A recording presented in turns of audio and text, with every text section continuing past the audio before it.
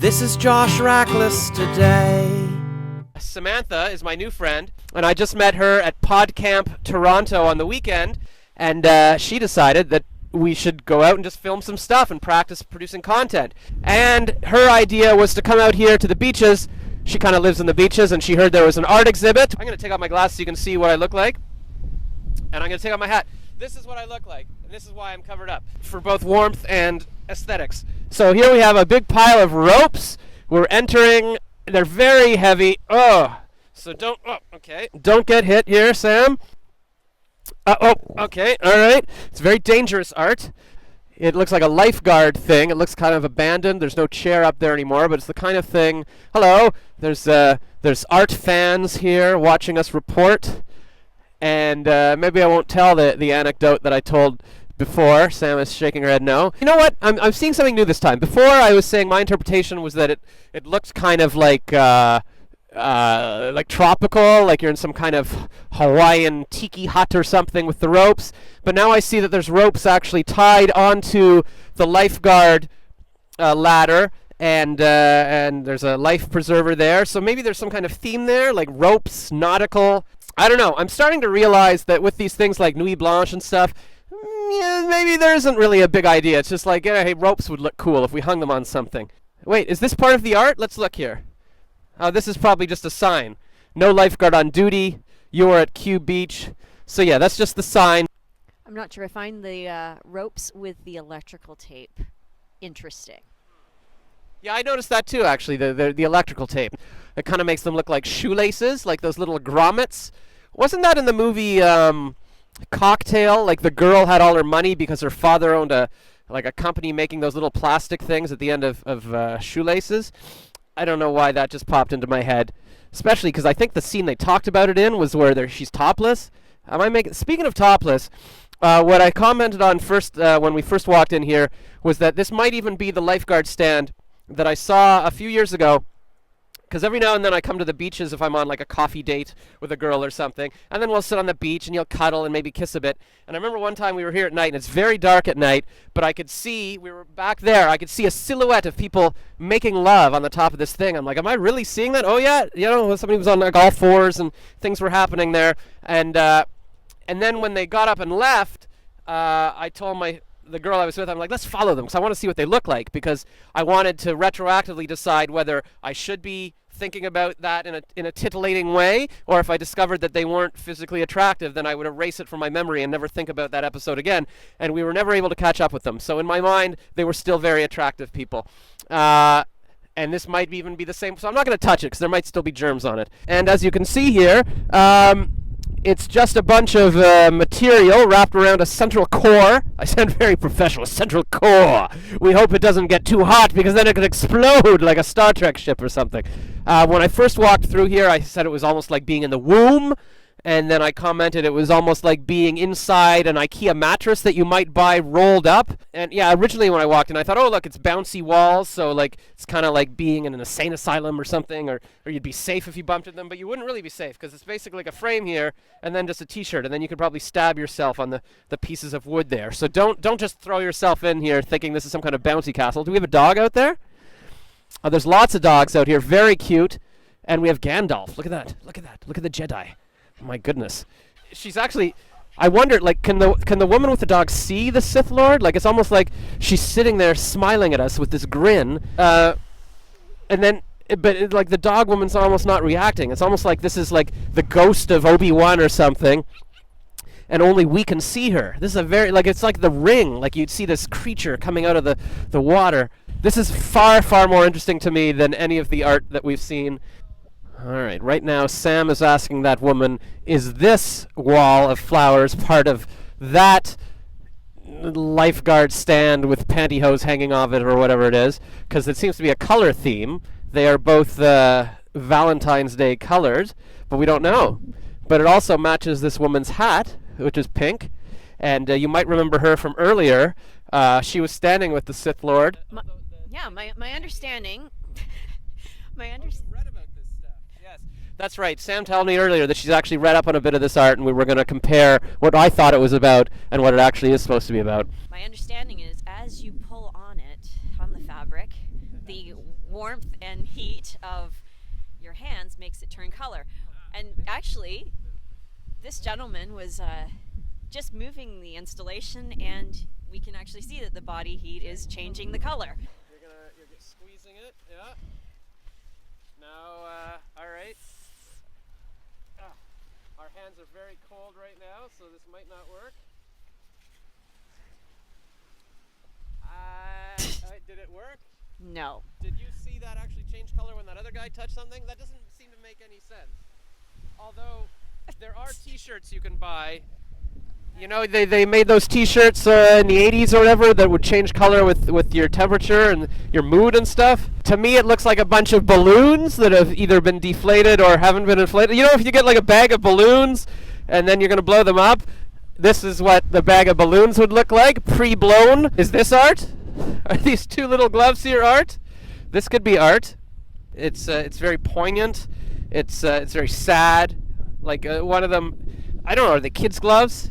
Yeah, it kind of looks like a little glove, and it makes me sad to think that there's a little kid out there with a frozen hand, although they're not that small, so it's probably a grown-up with a frozen hand. What is interesting about art is that it opens your mind to other things. Like you might start seeing art everywhere, even where art wasn't deliberately put, but you know, then it makes the whole world like if I look at this stick on the ground, now it looks like art to me, and before it would have just been a stick. So here we've come across another one.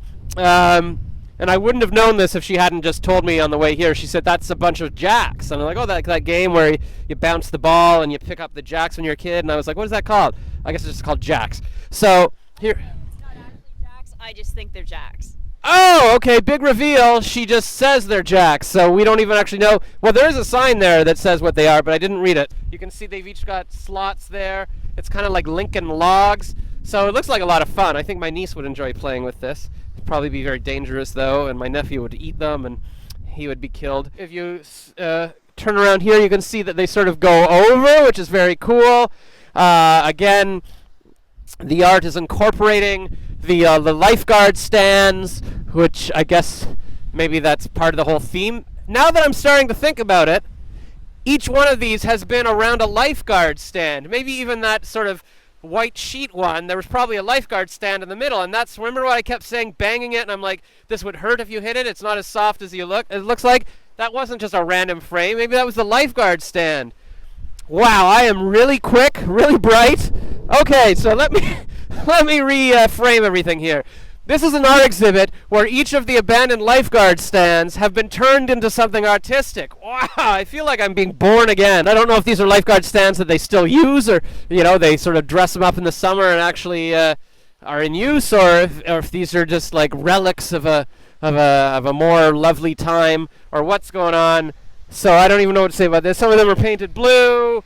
The problem here now is that because Sam did explain to me some of the other art exhibits, like the rope one, actually, and she'll explain it to me again later, but it was something like it mimics the lake, so that when the lake freezes, the ropes freeze as well, and they stop moving. Something really cool. I was like, well, see, that's actually cool. That's well thought out. Oh, and she was explaining the hanging Aurora Borealis one. They actually do change color if you touch them, but also there used to be lights at the top, and when you pulled them, the lights would spin, or it would spin and the lights would go on, something, and that would look like the Aurora Borealis. I'm like, that's actually cool. So I'm sure this has something very cool about it too, and if I actually took the time to read the sign, I would go, wow, oh my god, that's brilliant. But right now it just looks like a pile of wood. So we'll move on, because there's a big black ball down here. That's what she said. Ooh, is this art? See, this is actually kind of cool. We've got I forget what they call these, like when you know, First Nations people, or Inuktuks? Ah, shucks. I made a little joke there.